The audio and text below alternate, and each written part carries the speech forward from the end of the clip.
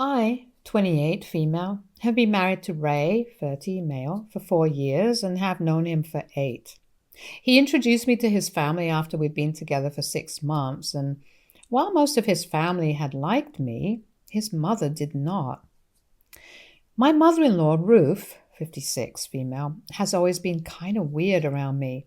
She doesn't like me, and I've known that for a long time, but she'd usually just ignore me and try not to talk to me as much as she could whenever I came by. Last week, I was home alone, and she knew that because Ray was away on a business retreat. It was one of those social detox retreats where you're not allowed to have your phones or talk to anyone else unless it's an absolute emergency.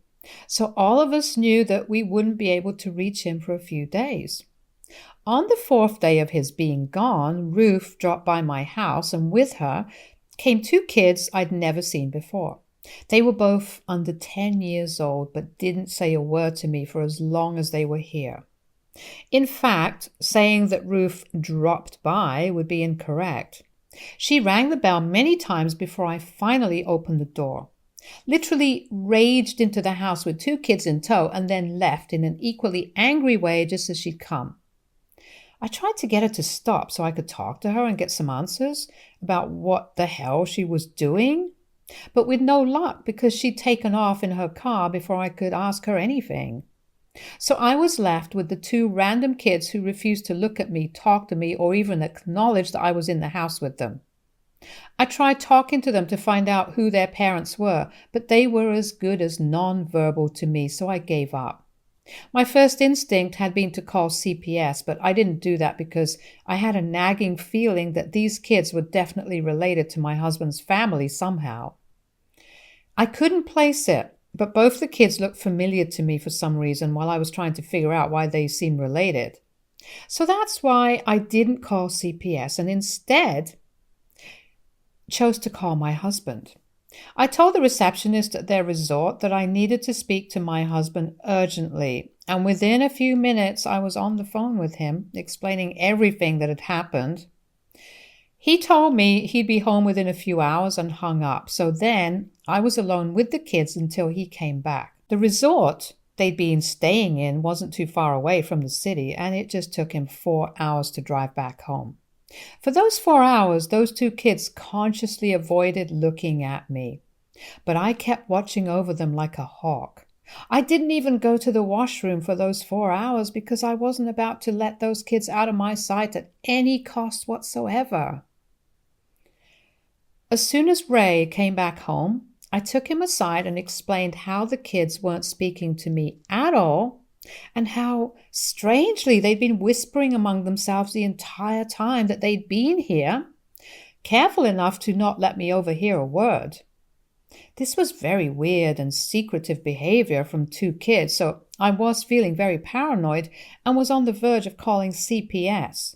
But Ray stopped me and told me that he'd called his mother over to explain, so whatever we needed to do, we could do after we confronted Ruth. I'd been trying to get through to Ruth the entire time I was at home, but she'd been ignoring all my calls. However, when Ray had called her half an hour before he reached home, she'd answered and had told him that she'd come over and explain in a while.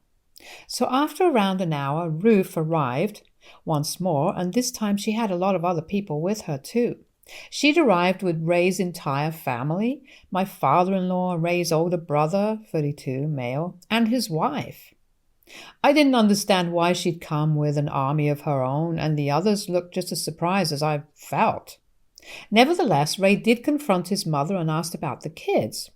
The kids were in the room with us and were literally cowering in fear and nervousness. They were trying their best to make themselves smaller and less noticeable, and I could tell that it was Ruth who was having that effect on them. When Ray asked his mom whose kids these were, she said that they were mine without missing a beat, and I was like, what? Because of course these weren't my kids. Ray and I had decided to remain child-free for a few years, and if we changed our minds later, we'd just adopt. That had always been the deal, so I was shocked at Ruth's allegation, and so was the rest of the family.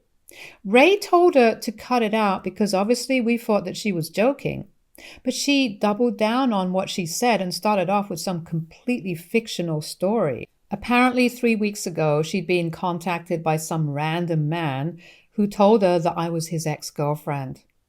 I'd been dating this guy for years and even had 2 kids with him during the course of our relationship. But once I got married, I cut him off and abandoned those kids as well before ghosting him. Now that he'd found me after several years of stalking, he tried to contact me, but I just blocked him again, so he'd been left with no other option but to contact my family. And that happened to be Ruth.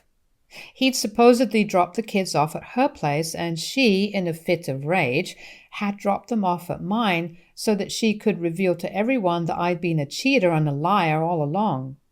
While she was speaking, I was literally at a loss for words and just kept staring at her with my mouth wide open, and she went on concocting some nonsense. After she was done talking, she told Ray that since I already had kids now, we had to get custody of them and make sure we raised them well because the dad didn't want them anymore. Ray refused to believe her and told her to take the kids and go because he knew she'd been lying all along, but unfortunately the rest of the family wasn't convinced. They did think that my mother-in-law was telling the truth and so insisted that we take care of them. Or maybe they did know that Ruth was lying, but just didn't want to take up the responsibility of raising 2 random kids, and so they were pushing them onto us. There was a lot of shouting and yelling during the argument that came next, and eventually Ray told them that we'd keep the kids with us for just a day for their sake, but after that, if Ruth didn't come and take them, then he'd call CPS. All this time, the kids were in the room with us, but as soon as CPS was mentioned, they ran to another room and somehow managed to lock themselves in while screaming in terror that they didn't want anyone to come and take them away. My in-laws took that opportunity to leave us with the kids, and we spent the next half an hour trying to calm them down and convince them that nobody would come and take them away. They'd finally spoken to us, so at least that was an improvement. And after a while, they opened the door too, and it was clear that they'd been crying because their eyes were all red and teary. So we consoled them, put them to bed in the guest room, and went to sleep ourselves in our bedroom. We'd had a long, tiring day, and we were confused as hell as to what was going on here. Ray and I didn't even talk much before going to bed because we were that tired. It was not until the next morning that Ray and I discussed what to do next with the kids. We couldn't take care of them forever because that had never been in the cards anyway. But we couldn't call CPS either because apparently they were terrified of that idea. While we were brainstorming, Ray said something about how it would help so much if there was some proof that Ruth had brought the kids here. Finally, when he said that, I was reminded of the security footage from the cameras that I'd installed outside. In the panic and hubbub of the previous day, I'd completely forgotten about the security cameras and that I could actually use that footage to prove that Ruth had brought the kids here. To be honest, we've never had cause to use the cameras, so we'd forgotten about them. But when Ray said that, and I remembered, we rushed to the laptop to access the camera footage. When we played it, we saw Ruth get out of her car and grab the kids. Then she marched them up to our door, and that's when something crazy happened. One of the kids tried to shake her off and make a run for it back to the car, but she grabbed him real quick once more and proceeded to shake him violently. It was the younger kid who tried to run, and when the older sibling saw him being shaken, he tried to tell Ruth to stop, but she turned around and slapped the older kid on the cheek. I gasped because the slap looked like it had hurt, and it finally made sense that they were cowering in fear when they saw Ruth in the house once more when she came by to argue with us. Ray was just as shocked as I was, and we realized that the reason that the kids hadn't been speaking had probably also been because of Ruth. She'd instructed them not to talk, and that's why they'd kept to themselves. We realized immediately that something fishy was going on and wanted to call the cops or CPS. But the kids' terrified faces when we mentioned them the previous day were haunting us, so we didn't. Instead, we called a friend of ours who was a cop and informed him about what was going on. And he's the one who advised us to post the security footage on our social media. For one, it would help us prove that it was Ruth who'd brought the kids along with her.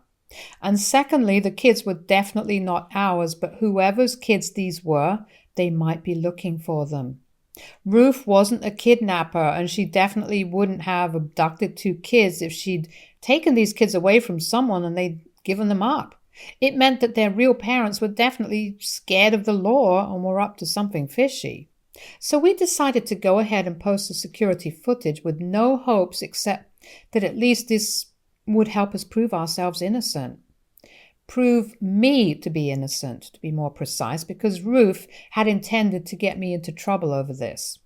Ray and I posted that clip of Ruth marching the kids to our doorstep, and within hours it had received several comments from our known ones. My brother-in-law was the first to apologize to us, but Ray's dad remained on Ruth's side and didn't say anything.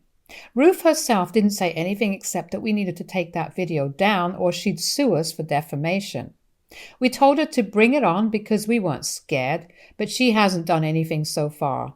The kids have been all right. They've told us their names but refused to answer any other questions we asked them about their past, their family, or their real parents. We haven't heard from anyone else for the past couple of days, but yesterday, my father-in-law finally called. Ray and I had assumed that he was calling to apologize, but when we answered, he was screaming at us for ruining his marriage and that we were the reason he was going to have to get divorced at his age. Neither of us had any idea what he was talking about, so we called Ray's brother instead, who told us that after we posted that clip online, Ruth and Ray's dad had been fighting like cats and dogs every single day, and things had finally come to a head yesterday when Ruth and her husband had yet another fight, at the end of which Ruth told him that she wanted a divorce now. She'd even left the house and gone somewhere else to stay for a while, but hadn't told anyone where she was. Now, my father-in-law was pissed at us for some reason because he thinks that us posting the footage is what led to all these fights. AITA for posting the footage of my mother-in-law dropping 2 unknown kids at my doorstep after she accused me of cheating and said those kids were mine? Update 1. Hey everyone, so big update here. We finally found out who these kids really are and why exactly my in-laws are getting divorced. It's crazy for Ray and I right now, and I'm hoping saying this out loud might help me make sense of things. So the kids are technically Ruth's grandkids, but just not the way we thought they'd be. Apparently, Ruth had an affair a couple of years into her marriage and ended up getting pregnant too. Right after the baby was born, she got a paternity test done and it turned out to be her affair partner's baby. So she talked her husband into giving the child up for adoption because she said she wasn't willing to raise a third, after Ray and his brother, child now that she was almost 30. She was 28 at the time. My father-in-law wasn't happy about it, but he gave in to Ruth's demands because he believed that since she was the stay-at-home mom, she'd be the one having to deal with the kid the most, and if she wasn't ready, then it was probably the best thing for them to give the child up for adoption. So Ruth manipulated her husband into letting her affair partner adopt their daughter when she was 6 months old without even him knowing about it. She'd continued to see her partner until his demise from a sudden stroke 2 years ago and had been cheating on her husband for more than the last 28 years. She'd also kept in touch with her daughter, and that's whose kids these were, aged 5 and 7. That's also why the kids looked so familiar, because they had the same dark hair and eyes that my mother-in-law and her daughter had also inherited from her. Her daughter had never been married and had both these kids with her boyfriend, but her boyfriend had dumped her about 2 months ago, and now she was struggling to make ends meet. Unfortunately, Ruth's daughter had a drug problem, and so did her boyfriend, so her grandkids had grown up in fear of anything to do with the law and recognized the word CPS or cops very well because of the fear they associated it with. thanks to Ruth's threats whenever she would visit her daughter. Ruth would constantly threaten to call CPS on them and have their kids taken away, but her daughter and her boyfriend would beg her not to do anything of the sort and managed to evade it every time. And they'd even train their kids to run to the other room and cry whenever she would say those words, which is something we'd personally witnessed the other day. However, after her breakup, her daughter's drug problem had become worse due to the grief, and she was barely functioning anymore.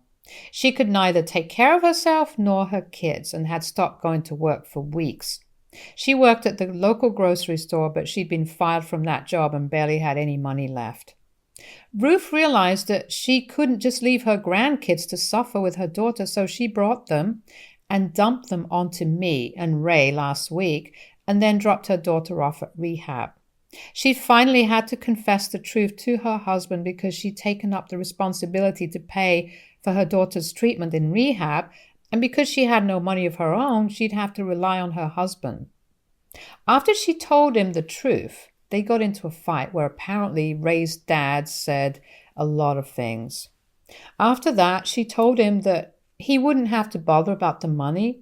She'd arranged for it herself and that she wanted a divorce now, and then left the house and has been living with Ray's older brother since then. We didn't know her whereabouts so far because she'd made him promise not to tell anyone because she didn't want her husband to find out just yet. She was really distraught and has been in a very emotionally fragile state ever since she showed up at their house.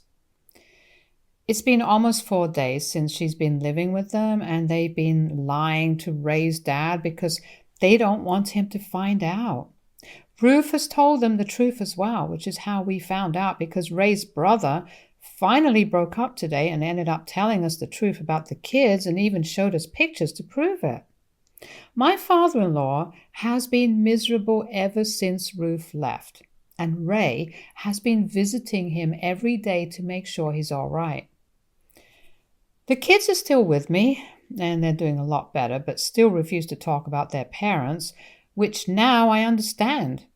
It sucks for them, but I've decided to take care of them until their mother is out of rehab, or at least they have a better place to go to.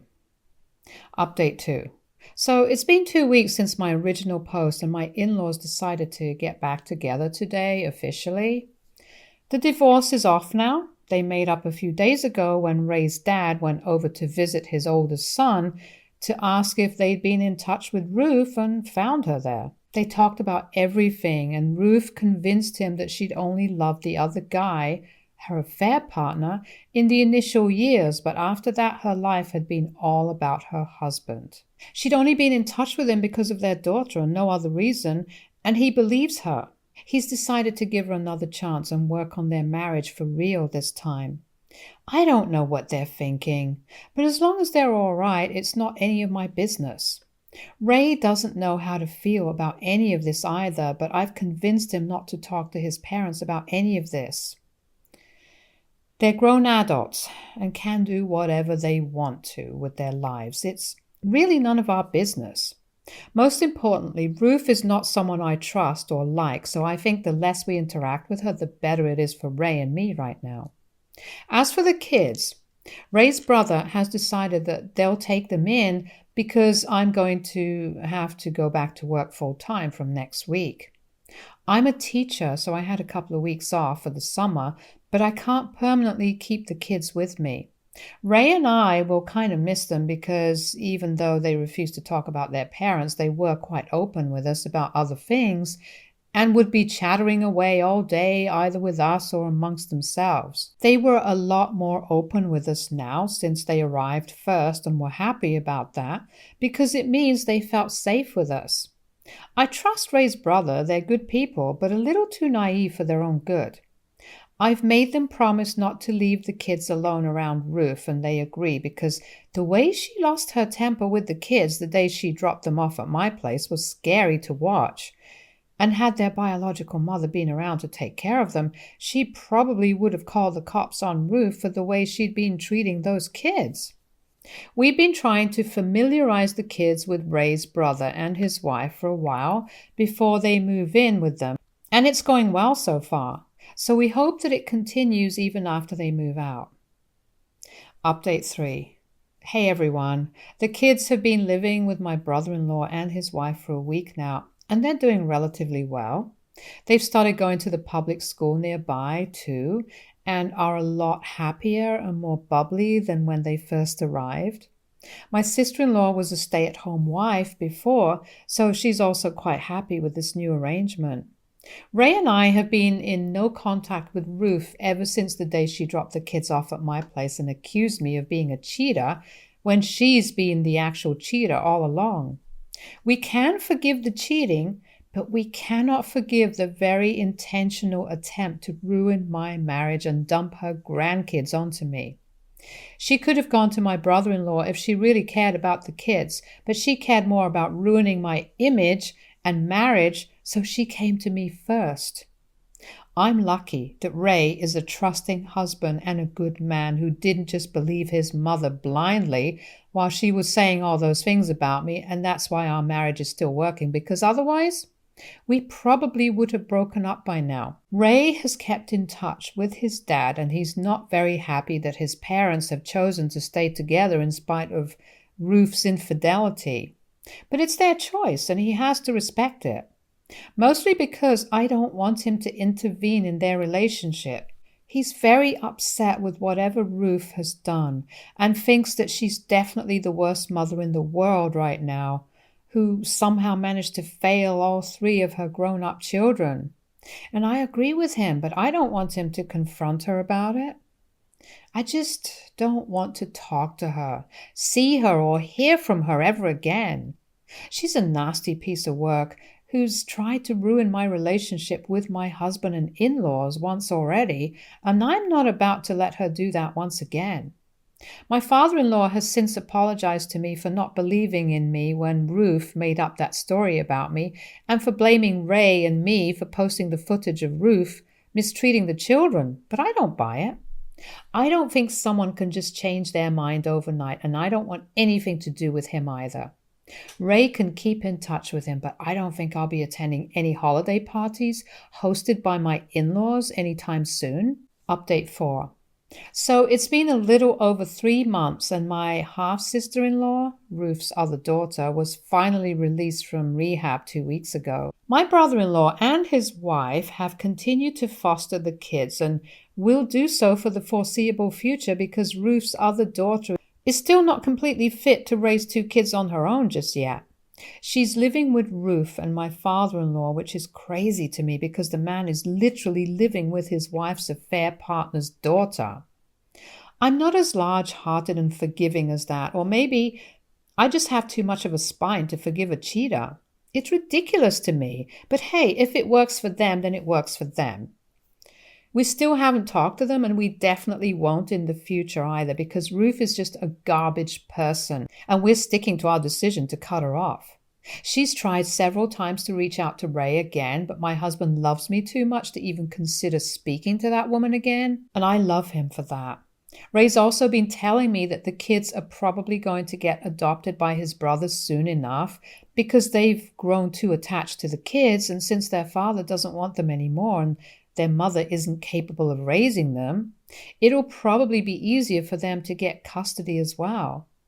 They haven't done anything yet legally, but I really hope they do get custody of the kids, because as far as I'm concerned, that's the best thing that can happen to those kids. Stay tuned for more stories from our girl relationships.